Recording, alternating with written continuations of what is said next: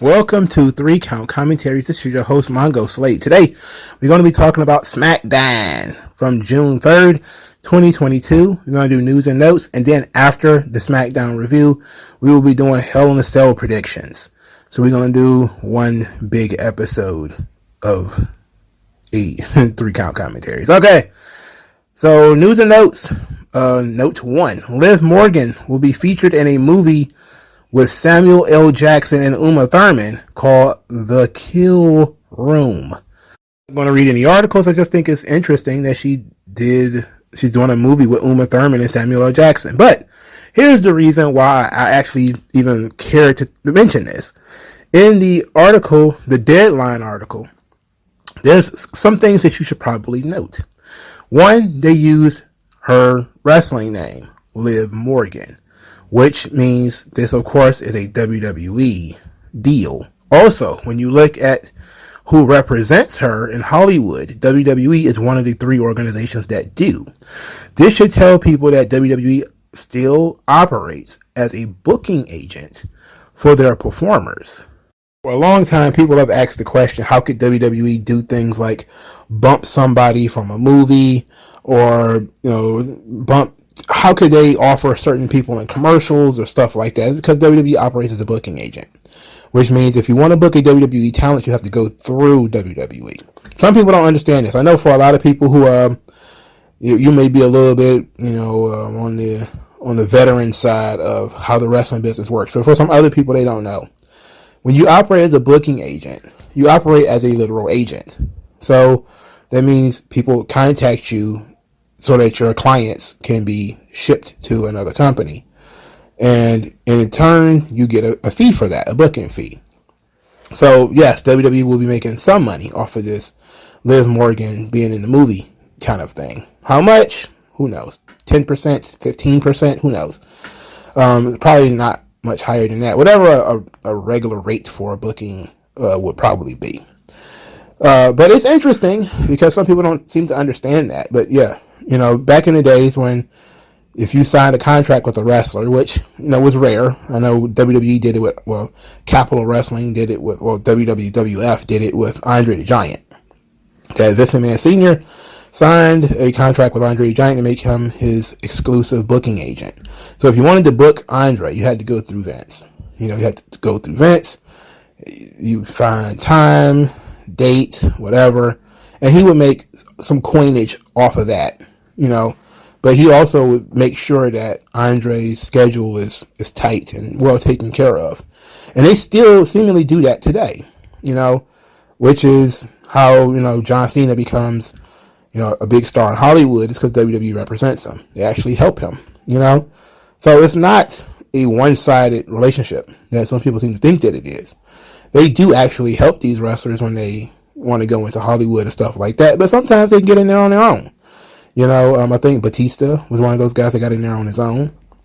I believe Sasha Banks, she started when she got into The Mandalorian. She did it on her own. And that's why WWE doesn't really promote everybody who does movies, because sometimes they do movies on their own. And I'm sure they're not against that, but they're also often going to make sure that when they promote a talent who's in a movie or something like that, that it's a movie that's going to be successful because they have something to do with it. If you did it on your own, why should they promote you? That's your personal thing. You can promote your personal thing all you want. And it's a history of that, where you see certain, you think Sammy for Syria, which is something that's personal to Sami Zayn. He promotes it on his own Twitch, Twitter account, and whatever. WWE doesn't promote that. And you would think that would be something they should promote, like what they got against Syria. It's like they don't have anything against Syria. They just have business dealings with Saudi Arabia. And Saudi Arabia and Syria might be, at loggerheads about something. And you can't serve two masters. And, since Sami Zayn is an independent contractor, he doesn't have any ties to Saudi Arabia. He doesn't go to Saudi Arabia, so he can do Sammy for Syria. And there it goes. Now, I'm pretty sure in order to use the name Sammy, which WWE likely owns, he got the okay to do it. Because, otherwise it'd be whatever his real name is. Maybe Sammy is his real name. Who knows? I don't know. But in any event, That's kind of how this stuff works. So, Liv Morgan will be in the movie as Liv Morgan. What her role will be in the movie, I'm not sure. Is it a big role? I don't know. This ain't got nothing to do with WWE, but Samoa Joe will also be Sweet Tooth in the upcoming Twisted Metal movie. I never talked about this on this channel before, so this is new. I fucking love Twisted Metal. I loved Twisted Metal as a kid. Twisted Metal 2 was one of my favorite games that I ever fucking played. And I always wondered what happened to that franchise. I have no interest in this show, by the way, because I know they're going to butcher it and fuck it up. The fact that, Samoa Joe is Sweet Tooth is not all that enticing to me. Not that I have a problem with Samoa Joe. It's just that Sweet Tooth was a giant clown and he was muscular. Samoa Joe is, no offense to Joe, he's fat. All right? He's fat! To quote Scott Steiner. Always quote Scott Steiner. But I love Twisted Metal. Now, I may actually watch it. Now that I think about it. I may actually watch it. I love it that much. That movie Death Race that came out, Jason Statham and Tyrese, that was the closest we were going to get to Twisted Metal. I love that fucking movie. Didn't like the second one. Loved the first one. Fucking loved Death Race. And Twisted Metal was such a fun game because it was a fighting game with cars and it was open world and you could drive around and shoot missiles at motherfuckers and shoot them with your guns and everything. It was so fun. Like, man, Twisted Metal was a blast. 1 and 2. I don't think I've ever played after 2. I think I might have played 3. Maybe not. But for those games, for me, it wasn't even about the endings and stuff like that. It was just about the carnage. It was just about, hitting a motherfucker with napalm and just watching them burn. That shit ruled. It was bumper cars to the nth degree. It was Mortal Kombat with tanks and ice cream trucks and Cadillacs and shit. That shit was dope. Why it didn't become a bigger franchise? Beyond me. It just mismanagement. Like you could have had all kinds of tie-ins with the car companies and stuff like that to make it fun. Like Transformers did. Like Transformers went and made all these deals with these car companies so that, they could use the cars in Transformers to transform into robots and shit. The sponsorships, if that game would have done that, and you could have actually gotten like real model cars to get destroyed in these games, it could have been fucking fun. It could have ruled, man. It could have kicked ass completely. But also, the series also suffered from being edgelord horseshit. The winners always got fucked in the end. I want everybody to see my face, and then like his entire face would get stretched over the moon or some shit. You're like, that's not, like, I went through all this trouble to beat this game, and you mangled my fucking guy. What is wrong with this game, man? You gotta be mental to play this shit for longer than 10 minutes. That's why I loved it so much. It was along the lines of WWF In Your House, or was that WrestleMania, the arcade game, where Shawn Michaels literally threw a sucker punch. So it would be like, it was so retarded. Undertaker would hit people in the head with tombstones. It was ridiculous. I love those ridiculous ass games. Because as a kid, I didn't put too much thought into it. I didn't care about the story or anything like that. It's just, hey, I get to bury a motherfucker. I get to do finishing moves like Mortal Kombat fatalities with Undertaker and Shawn Michaels. Okay, I'm in. All right, you sold me on it. So it's like I get to hit cars with rockets. All right, man. You got me. I'm all in. Where do I sign up? I think I was the only one in my entire neighborhood that ever had that game, Twisted Metal. I think once I started playing it, one other person went and bought the game. But we all played it at my house because I was like the only one dumb enough to get that damn game because nobody knew what the fuck it was. It's one of those, Mongo's being a weirdo again. Look what he got. It's like when somebody got Mario RPG. They was like, what the fuck is this? Like, why would you get this? And then people started playing and it was like, oh shit, this is fun. Like, it was one of those things. Like I had another game, Jet Moto, that everybody was kind of like, what is this horse shit? Like it's a racing game with speedboats or some shit. Like it was it was a regular racing game. It was fun as fuck. I remember playing that game till like 2 o'clock in the morning. I loved that game. So I don't get into games that much anymore. And seeing that Twisted Metal is going to be a TV show was very nostalgic for me. And I felt like I had to mention it here, even though it got nothing to do with WWE. It's like I'm never going to talk about it anywhere else. So I got to talk about it here, right? So I can dedicate about 4 or 5 minutes from SmackDown to it. It's okay. All right. The next WWE note we got is that WWE and A&E are bringing back biographies. The biography series will feature Undertaker, Edge, Lex Luger, Kurt Angle, Goldberg, the Bella Twins, Rey Mysterio, and WrestleMania 1. I think also they said the Generation X will also be used. So it's very, very modern. There's nobody from the 80s. Nobody from the 80s. And which led me to the question, what the hell happened to Dusty Rhodes? Do you remember that when Cody came back, they put out this press release saying that Cody was going to executive produce a WWE biography for A&E on Dusty Rhodes? And I said to myself, maybe that is a cue that there's going to be a third season, and that Dusty Rhodes is actually going to be, on that season, that third season, which is fine. That's fine. I would have preferred to have it here because this is too modern. Some of these people are still wrestling. Like Edge is still wrestling. Rey Mysterio is still wrestling. Like their careers are not over. What made biographies work is that those guys' careers were over. Most of them, well, all of them, right? All of their careers were over. Like Undertaker's done here, and Kurt Angle is done. Luger is done. Goldberg, don't know. But, most everybody else here, well, the Bella Twins are done, according to them. But they still want to wrestle, so, that's up to them, I guess. Well, who cares about them anyway? That's not the point. The point is, what happened to Dusty? I was really excited to have, the Dusty Rhodes biography, and I guess I got to wait another year for it.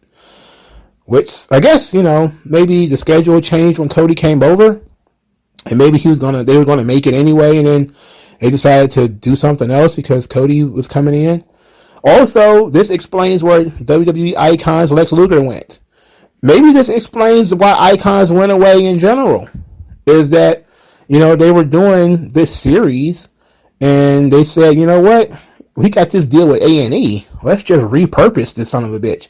Let's just cut it up and repackage it and put it out there. Now, Lex Luger. Again, talking about Lex. The question about Lex Luger is always going to be Miss Elizabeth. Because of that grim story. Elizabeth is not in the Hall of Fame, but she's also the reason why Lex Luger is not in the Hall of Fame.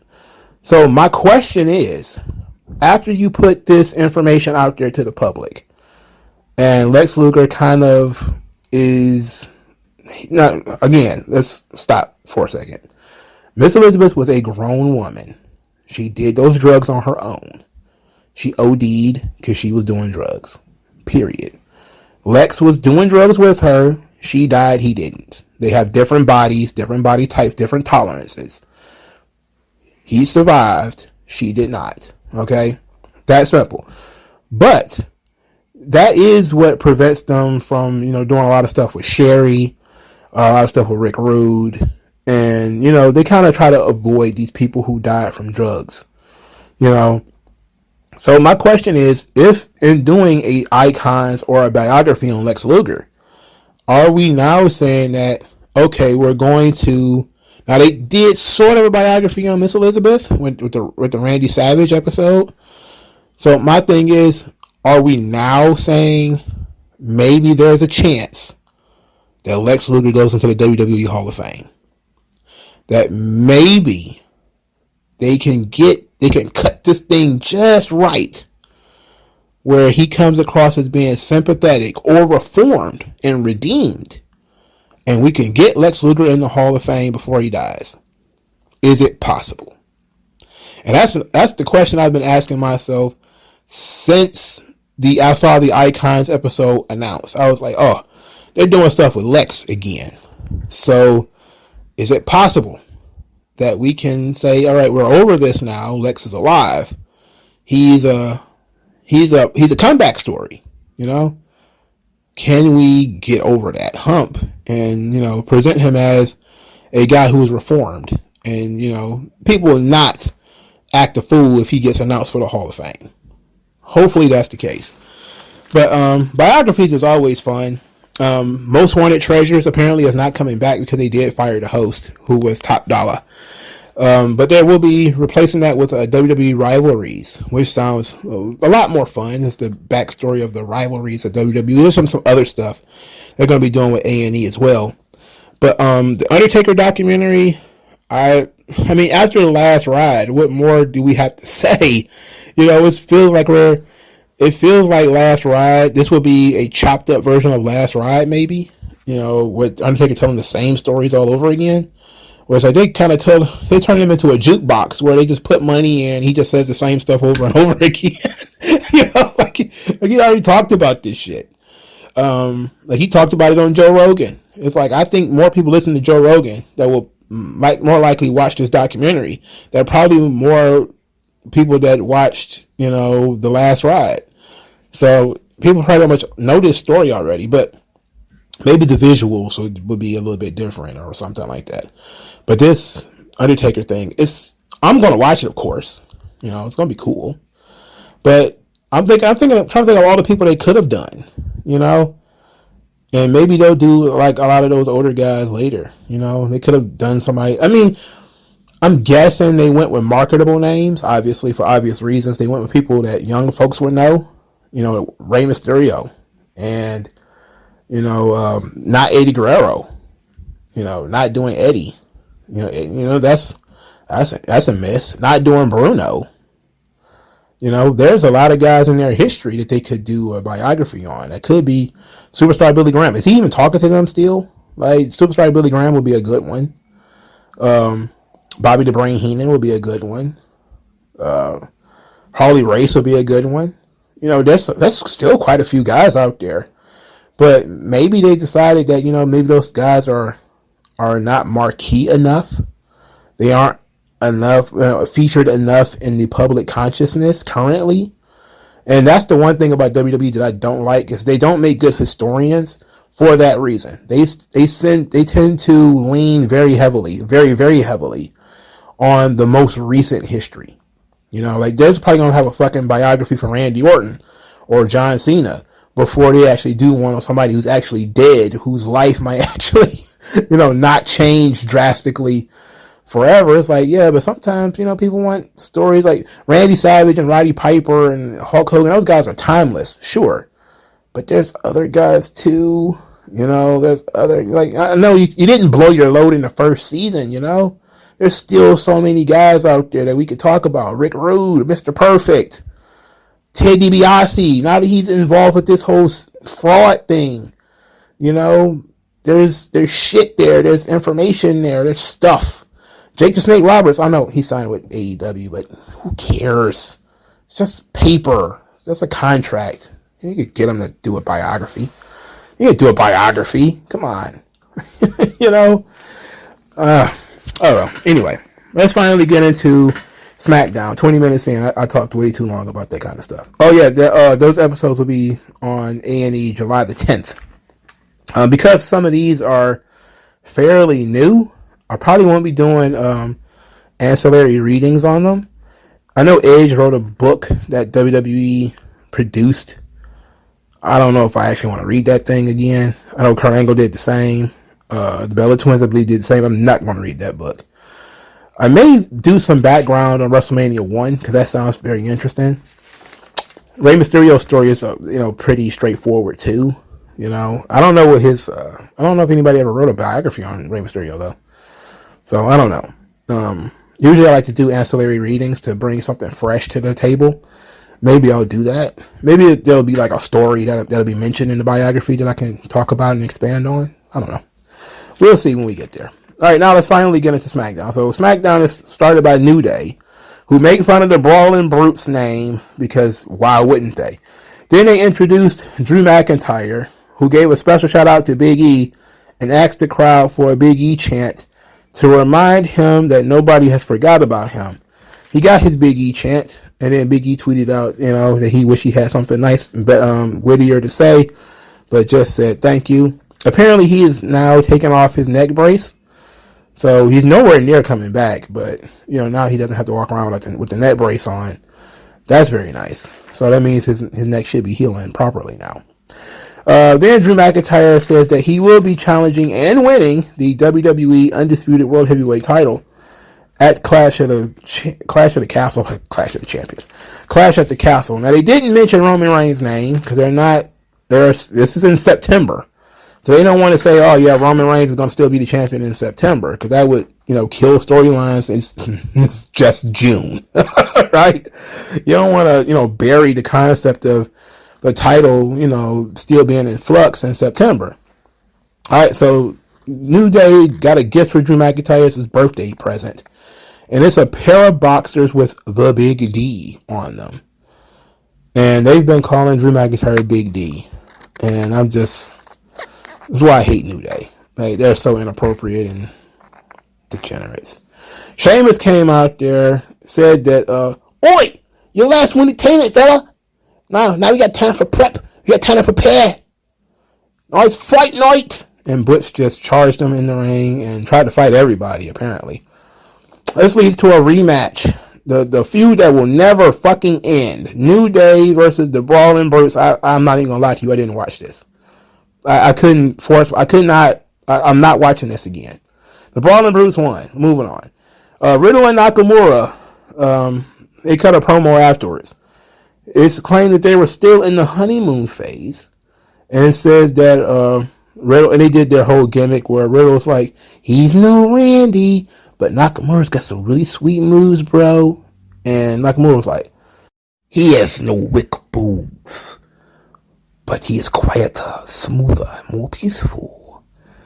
And they said tonight is not about championships. Tonight is about vengeance.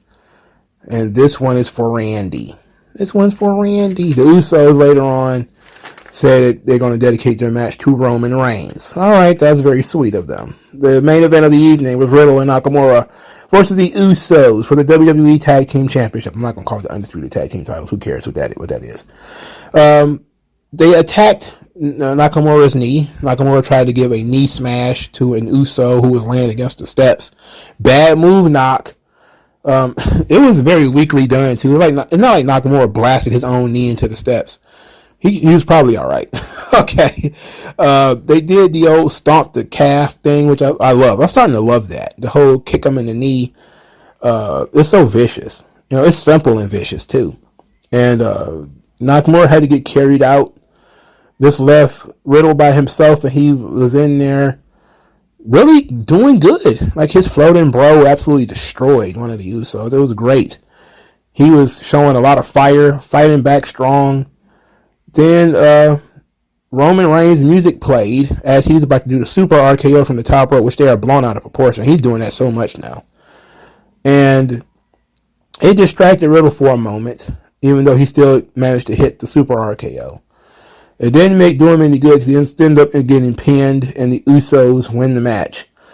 After that, we realized, and we finally see who played Roman Reigns' theme song, and it was Sami Zayn. So Sami Zayn comes to the ring. This is the first time you saw him all night, by the way. Like, he was missing all night, conspicuous by his absence.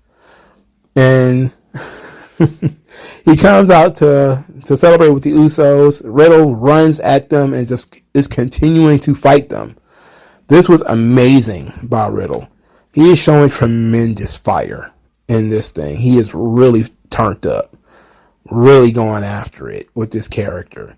And he told them that it's not over.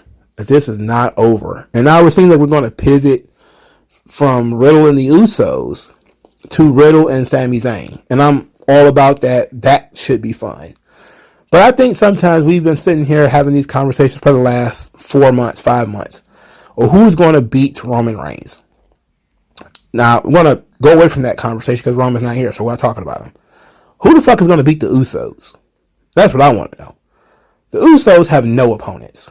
None. With winning this match and putting Nakamura on the shelf, they have cleared even the makeshift tag team market. Who outside of them fighting the New Day again, who could they face? The Brawling Brutes? For starters, I don't want anything to do with that name. That name is awful. It's straight dog shit inside of a cantaloupe. It's not good. Alright? It's the shits. Who would name themselves that? Who would allow themselves to be named that?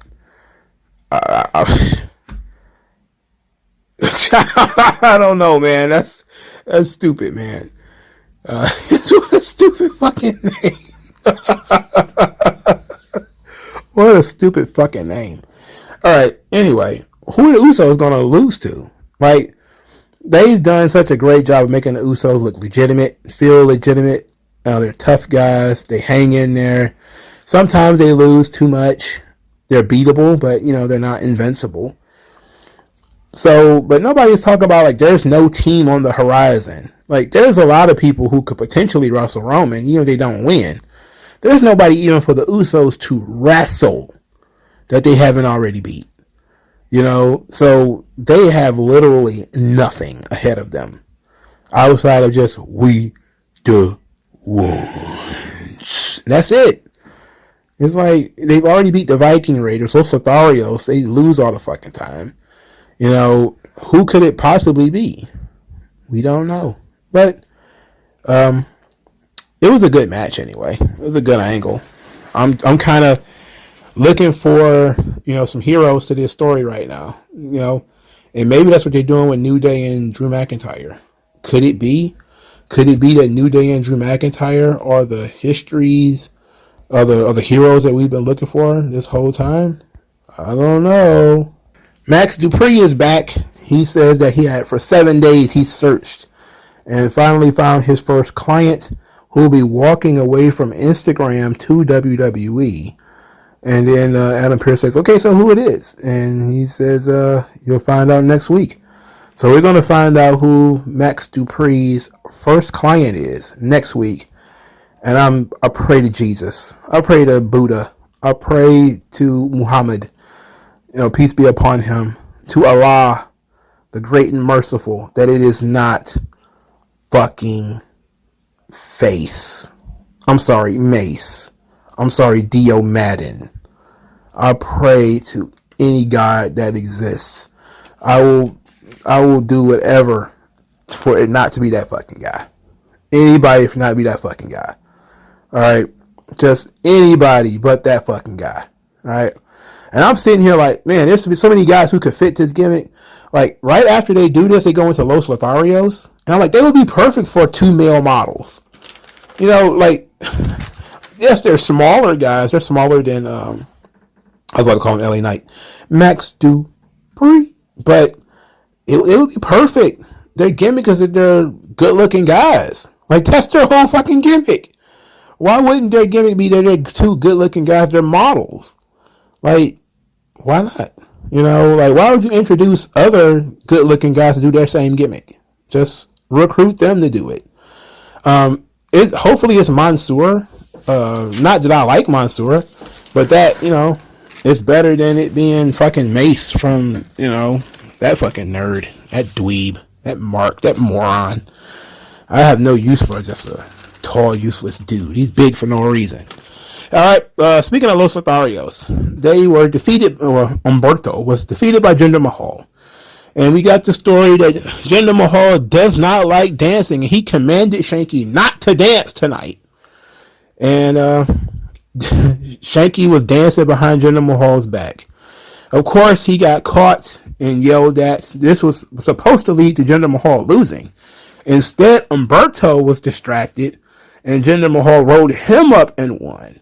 So this was weird. A former WWE champion needed help from a dancing 7-foot-tall, skyscraping Indian man in order to beat a guy who has not won a singles match since fucking Obama was in office. That's WWE booking for you. It makes no sense sometimes. So Shanky is still dancing, and Jinder Mahal is furious that Shanky is dancing. He wants him to take this seriously. Shanky is like, oh, I'm just dancing, just having fun. And he, of course, starts to dance for Samantha Irvin, who laughs, and then she gets up, and she starts dancing for him. And I'm like, oh my word. Oh my God. If we were still a proper country, I'm telling you, Ricochet would, if Vince Russo was booking this, all of this still would have happened. But then Ricochet would have marched to the ring and grabbed Samantha Irvin by the wrist and carried her away and got booed out of the building. And you know what? That would have probably been the best thing about this whole fucking thing. Even though it wouldn't have even been the right decision because it would turn him heel. But at the very least, Vince Russo would have had sense enough to know that the people know that Samantha and Ricochet are together. And people who didn't know, they would know it after that. Right? And then having Ricochet deny the fans Samantha Irvin having fun with Shanky, even though it was harmless fun, would get him more over. And make him more interesting. You know? And I don't really want to turn Ricochet heel because I don't think he, could really work as a heel. I don't think he has the charisma. But that's just what I was thinking of as I saw this. Like, man, you know what? The Vince Russo loved the whole Jeff Jarrett, Mark Mero misogynist thing where the guy, prevents the woman from going out and doing whatever she wants. He loved that gimmick. He did it so many times.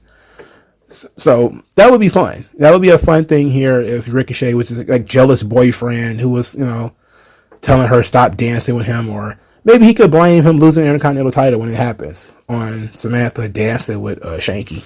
That would be fun, wouldn't it? That would be great. That would be great.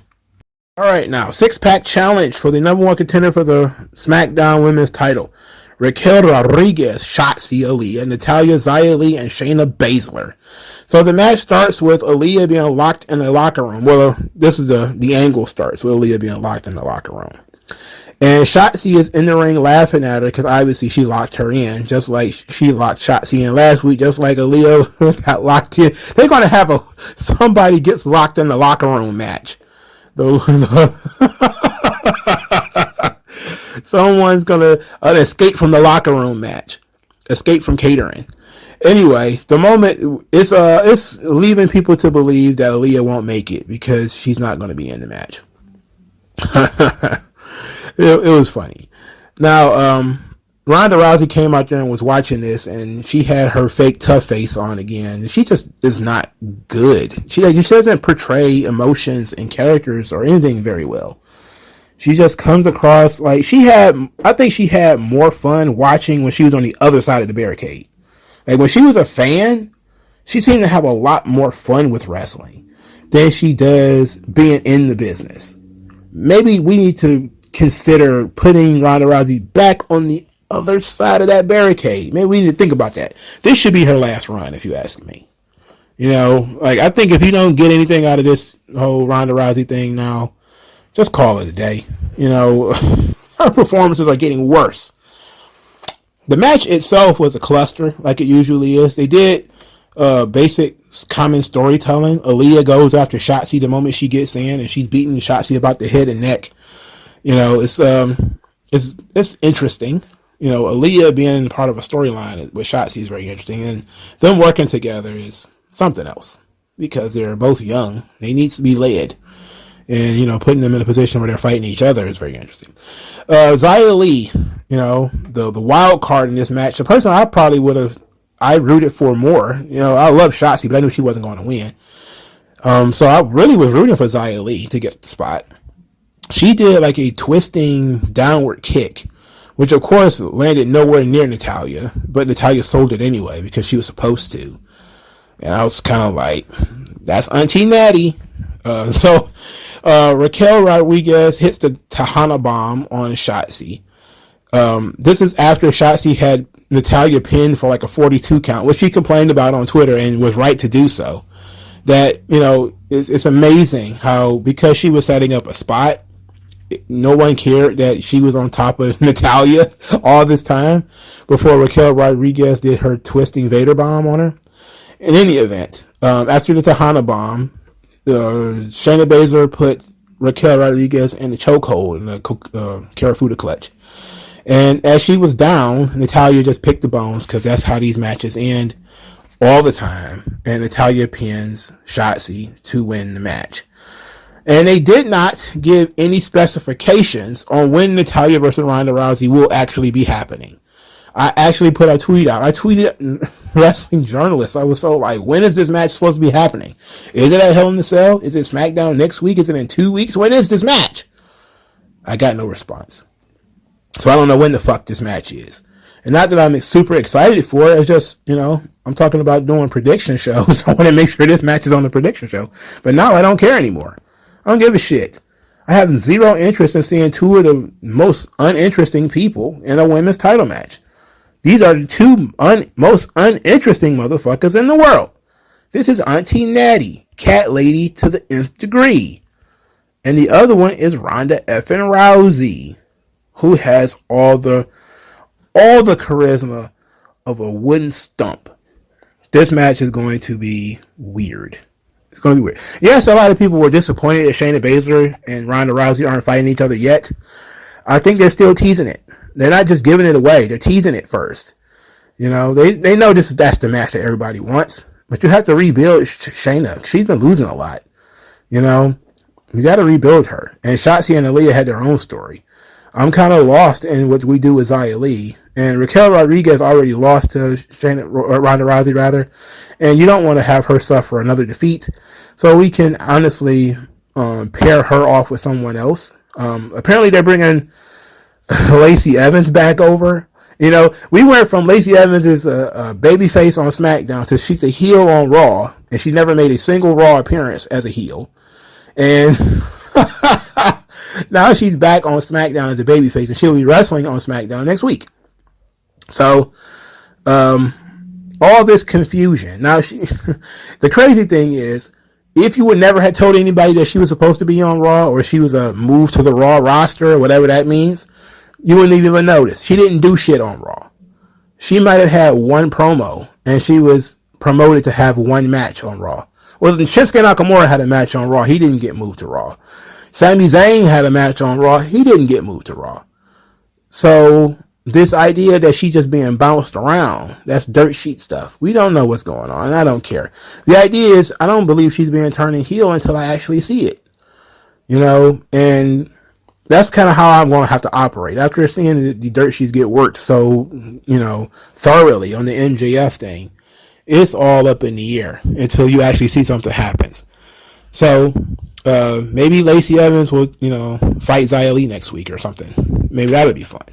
Or maybe she'll challenge Raquel Rodriguez and call her like a stupid illegal immigrant and say build the wall or something. Who knows? Madcap Moss. Now, this was tremendous. This was excellent. So, they're talking about Madcap Moss coming back, and then you see the ambulance. And you're like, what's this? And then Madcap Moss busts open the doors to the ambulance. And he takes a deep breath. And you can see that he's shredded. And the suspenders are gone. The goofiness behind Madcap Moss is gone. He comes to the ring to new music. So the goofy joke, that song is gone. It's a completely different Madcap Moss. He comes out there saying that Corbin thought that it was the end of Madcap Moss after he got Pillmanized with that chair, and he said, and he was right. He said, the employee, the guy who just laughed at your jokes, the guy who was just happy to be here, that guy is gone because I buried him. And then he says that trophy being smashed into his neck might have knocked something loose because he started having all these dreams of beating Madcap Morbin's ass while saying, tell me a joke, Madcap. Tell me a joke, Madcap.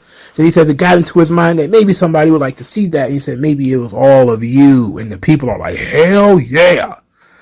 Like, they're loving Madcap Moss at this point. I'm stumped. I'm like, this guy's coming across like one of the biggest baby faces in the fucking company right now. Corbin comes out there and says that he's not here to fight. He says, you're out here because you miss me. Says, you're out here because you want your job back. But I'll think about it. And then Adam Pearce comes up there and makes the match official. Madcap Moss versus Happy Corbin. Madcap Moss then just gives Happy Corbin a complete and total drubbing because that's what he deserves for being a bald, boring fuck. Moss then hit Corbin with a chair, hit him in the stomach with the chair, with the edge of the chair. Then he blasts him hard as possible with the chair a couple of times. Actually chokes him with the chair, the edge of the chair in the throat. It was crazy. The referees and officials come out and they grab Madcap Moss, who is showing a tremendous amount of intensity here. And he was screaming at these guys, "He did it to me! He did it to me!"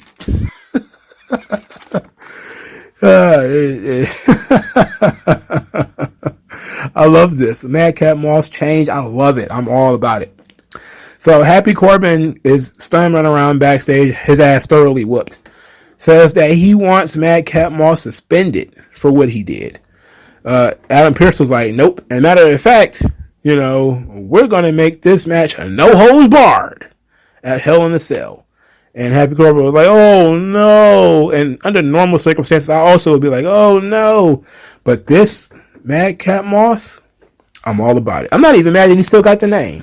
The name is unique. I can get used to it. I get used to I just couldn't get used to the fucking suspenders and then the fucking gimmick. Baby's first gimmick is gone. Alright? This is why you don't just shit on anything WWE gives you and you try to make it work. He wasn't Madcap Moss that long. In the grand scheme of things, he wasn't Madcap Moss that long. He came out of the other end of that storyline more over than he went into it. So, he wins. Madcap Moss has won. He beat the system. He beat the goofy gimmick. Now it's only going to be get through this match with Corbin and have another angle. That's going to be the test. What is he going to do after Corbin? Because Corbin did such a great job getting him over that somebody else is going to have to pick up the pace and take it to the next level. All right, so it was announced that the Intercontinental Championship will be on the line next week. Gunther versus Ricochet. And Ricochet cuts a promo saying that he's going to make Gunther respect him and anything that he can do in the match that they consider sacred. Ludwig Kaiser says that the Intercontinental Championship represents the honor and integrity and that no one has more than that than Gunther. Gunther says he will be the Intercontinental Champion, and I agree with him. Next week, we are going to watch Ricochet get his chest caved in, and it's going to be fucking glorious. Ricochet is going to go down as a vastly mediocre Intercontinental Champion, but I don't care.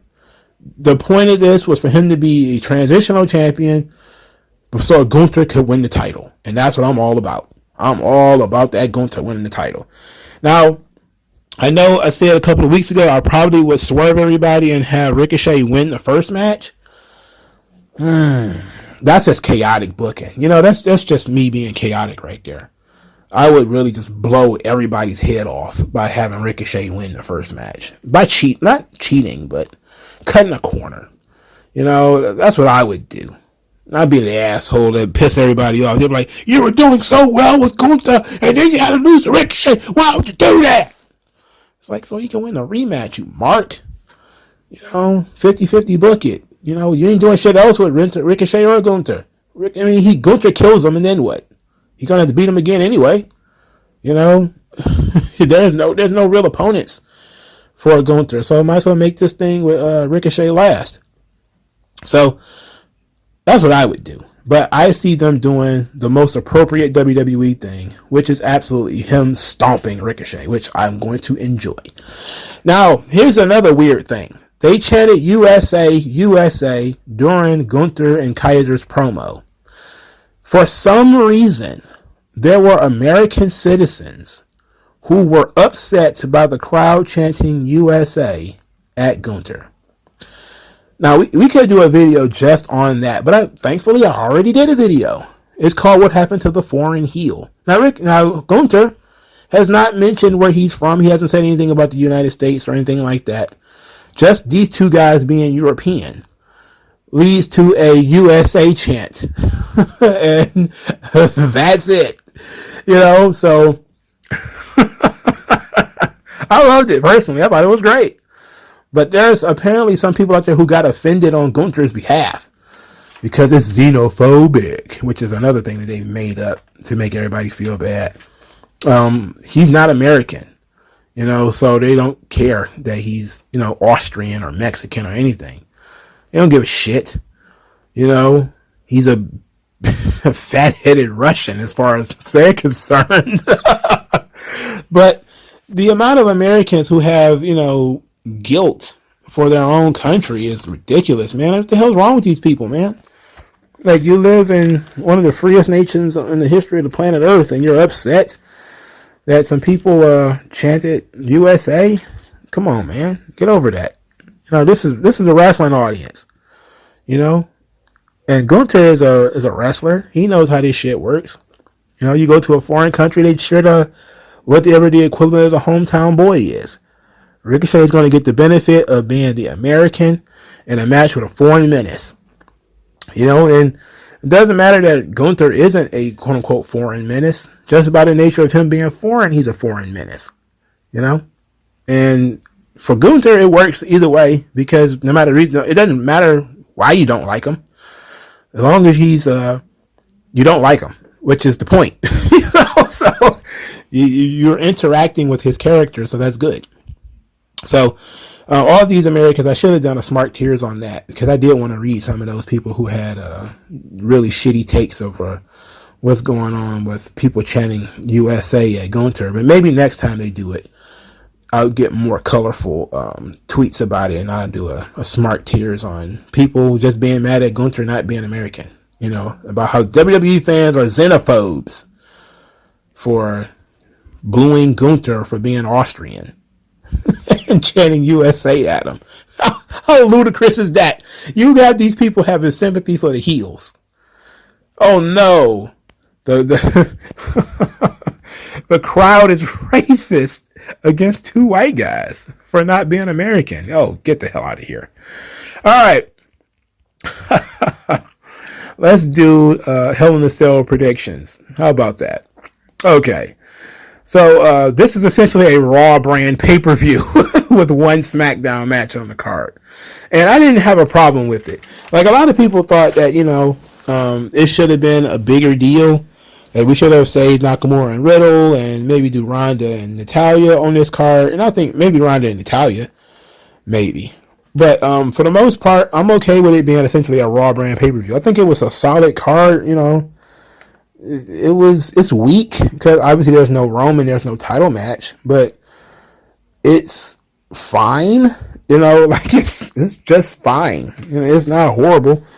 It's just a fine card. There's some fun stuff here. There's no Roman, so it's almost as if it's all just a B pay-per-view filler. Which is entirely a legitimate way to take this. All right, match 1. Madcap Moss versus Happy Corbin. No holds barred. Obviously, this is where Madcap Moss gets his revenge. The question now would be, will Happy Corbin bring in another piece of muscle to entertain him? Will Madcap Moss, have a second arc? Now that he's gone back to being somewhat generic, what do we do? Where do we go from here? So, I'm interested in that. All right, so Bianca Bel-Air, Becky, and Asuka for the Raw Women's title. I think it's pretty clear that Bianca Belair wins this match. I don't think there's too much fear of her losing. And I'm thinking she's going to go over on Asuka. The reason why I think she's going to go over on Asuka is because I think that they're going to keep Becky Lynch strong and maybe do a strong rematch. Maybe at Money in the Bank, so Becky Lynch won't be in Money in the Bank. She'll have a title match. And they'll do some type of gimmick. Maybe, Falls Count Anywhere or something. That's what I would do, personally. But I think Bianca Belair should win this match. I don't see why she wouldn't. All right. Theory versus Mustafa Ali for the United States Championship. This is in Chicago. And I've been hearing rumors that Theory is going to be wrestling John Cena at SummerSlam. And if that's the case, he needs to get rid of his United States title. He doesn't need it. So Mustafa Ali might as well win it. I think he's going to win it anyway. But the reason why I even believe the rumors this time is because John Cena keeps mentioning Theory. Like, he did a TikTok video or something like that where he said that Theory was his favorite WWE superstar. And then he says Theory also needs an attitude adjustment. And so I'm like, okay, John Cena is actually playing into the conspiracy theory that he's going to wrestle Theory at SummerSlam. And I'm like, all right. Having Theory involved with Stone Cold Steve Austin and Mr. McMahon and John Cena all in 6 months, That's a hell of a push, dog. You know, and he won the United States title, even though he didn't do much with it. He beat Finn Balor to get it. So I'm like, okay, you know, they're doing a lot of work with this guy. Same thing with Madcap Moss. I say that, you know, he is the raw version of Madcap Moss, but these are two guys that are projects for them. That they're taking their time building these guys. You know, at first it made them look silly. Like, you know, Austin Theory was the errand boy for Vince. But now he's coming into his own. You know, Baby's first gimmick is over. You know, he went through his punishment gimmick, which is being stupid muscle in NXT. Now he's gotten over being Mr. McMahon's hand boy, you know, and being embarrassed by the old man, getting yelled at him every week. Now he's becoming his own guy, and he's changing as much as Madcap Moss is. So I'm really enjoying watching both of these guys progress. So, but I still would put the belt on Mustafa Ali right now. You know, put him over clean. Let him, you know, do something with that belt. Give him an opportunity to do something with that title. You know, hopefully. Ezekiel versus Kevin Owens. I have zero interest in this match. Nothing's on the line. Nothing can be gained or lost. So I'm going to go with. Normally I would go with Ezekiel to win, but I'm going to go with Kevin Owens via cheating. Maybe pull out the tights, grab the ropes, something like that. A steal win. I don't know how this ends though. Like, how did this end? You know, how do we end this? This angle, this Kevin Owens and Ezekiel angle. How do we end it? I don't know. How do you end an angle where a guy is not who he says he is, or he is who he says he's not, and he's not wearing a mask? It's like if he was wearing a mask and you were saying it was a lie, so you could just unmask him. You know, that would be different. He's not wearing a mask, so it's like mass psychosis that everybody is just talking shit and saying this guy is not Elias. So maybe, I don't know, maybe have a match or something and Kevin Owens says, if you win, I'll stop this whole pursuit of figuring out you're Elias and I'll move on with my life. I don't know. I don't know. Lashley versus MVP and Omos. This is a weak stipulation. It's a goddamn handicap match. I'm going to go with Lashley. I'm going to go with Lashley to defeat MVP and move on with his life. And maybe we'll get Lashley and Roman at Money in the Bank. How about that? That sounds like fun. All right, The Judgment Day versus Finn Balor, AJ Styles, and Liv Morgan. All right, I'm going to go with The Judgment Day because I believe this is where we're probably going to get Finn Balor turning heel. Hopefully, I'm going to pray to Allah. I'm going to pray to Jesus. I'm going to pray to Muhammad, peace be upon him. I'm going to pray to Buddha. I'm going to find some pagan gods who believe in trees and oak trees and some more stuff. I'm going to find some Zoroastrians, you know, whatever it takes, you know, in order to get Finn Balor to turn heel in this match to put him in Judgment Day so that he can be interesting again. You know, because Finn Balor has become absolutely wallpaper. He's like the curtains. He's just there. You know, you don't even notice him being there anymore. Unless he does some Bullet Club stuff, you don't even notice him being there anymore. Whether he's there or not, he doesn't have anything to say. He doesn't have anything to do. Everybody loves him. But for Christ's sake, can he stand out a little bit? You know, can we get him to stand out just a little bit? And I think he's perfect for Judgment Day. You know, I just think it will be great. I know we're missing out on a really good match here because, you know, having Finn Balor and Edge in the ring at the same time could be really fun. And I would enjoy the fuck out of that. And I just to thought of it, I'm like, yes, that's awesome. That fucking rules. You know? And if that match was going to happen, I'd be okay with it. If that's what they're pushing, they're going Finn Balor versus Edge at SummerSlam or Money in the Bank or something like that. Oh, that's fucking boss. Hell yeah. I would be okay with them just going ahead and losing. You know? But I really want Finn Balor to turn heel. I want that really bad. Still, I think the Judgment Day is going to win. And I think it's more than likely it's going to be Rhea Ripley beating Liv Morgan. Which is why Liv Morgan won on Raw. Because I think that she's probably just going to lose. And maybe Liv Morgan won because she got that movie role. Maybe that's why she won. But we gotta go with I'm gonna go with Liv Morgan getting pinned in this one. or AJ Styles getting pinned. One or the other. Main event of the evening, Seth Rollins versus Cody Rhodes. The Codester, the American Nightmare. Alright. Clearly, Cody is going to win. But I think this is going to be a fantastic match. They've had nothing but bangers since they started having matches. So I'm very excited for this match. And only this match. And the 6-man tag has me pretty excited too. Because I want to know what's going to happen. And those are the only 2 matches I'm looking forward to, really. I'm still going to watch the whole card and give it, somewhat some respect. But I'm really down for the 6-man tag and the Hell in a Cell match. And I'm glad there's only one Hell in a Cell match and it's not 2. They're not trying to shoehorn another Hell in a Cell match on this card. Like, we're doing less is more. Less is more. So that's good. Let me know what you guys think in the comment section below. Oh, did I pick Cody? Yeah, I picked Cody. All right, Cody it is. Like, share, and subscribe. I'll talk to you guys later, man. Peace out.